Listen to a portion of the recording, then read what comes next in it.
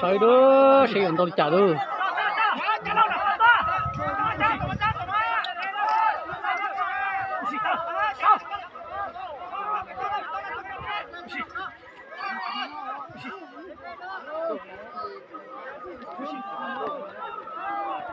Ô, chủ lưu hành cái gì nè. Nó có sử dụng rồi. Chết rồi nè, chứ nó nào. Chai là xin nhất từ nó mà đông đông tiền chai rồi. Đâu chỉ được chết rồi.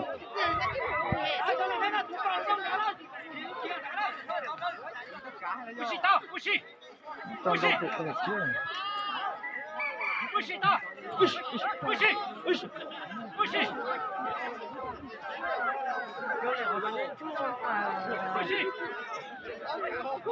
Ai, Nhưng chỉ cảm ơn được khỏi cho là uổng nè.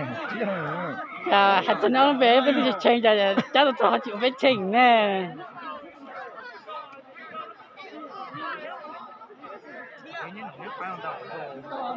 Cô tư mà lo. Mình chia tôi, mình con trâu thôi.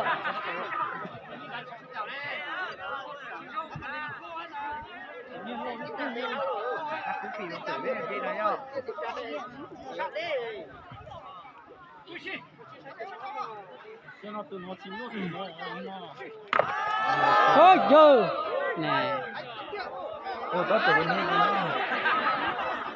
Ủa, tôi thấy cả rồi chỉnh Đó nè có gì đấy, rau có chán nè có gì đó. sắp bây giờ gì màu ra nè. Mình nó dệt đây trâu cho anh đi á nè.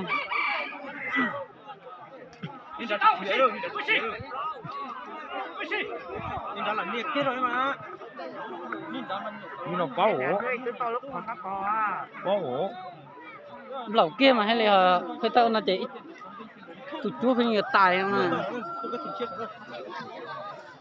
Nó bắt tư rồi. Ông đã tắt cái tiếp to khỏi vấn đề nào. Ôi trời. Phải nói chỉ là cản trâu à. Tôi có nên chào chú ơi, tao. Tôi có nên chỉ niệm kia là thế này đâu. Đã khuyên tu đã chỉ chỉ nên phải nói trai thế nào chứ mà. Là vô hả nè.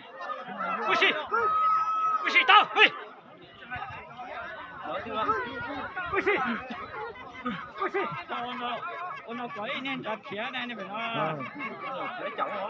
Ông gặp chuyện nhưng mà Ô tới nó này nó trong chơi nên mà. nhưng mà trong chơi.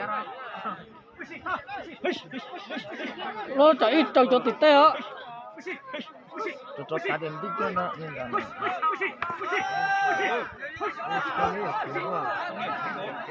Ôi dồi, ôi dồi, ôi dồi, ôi dồi.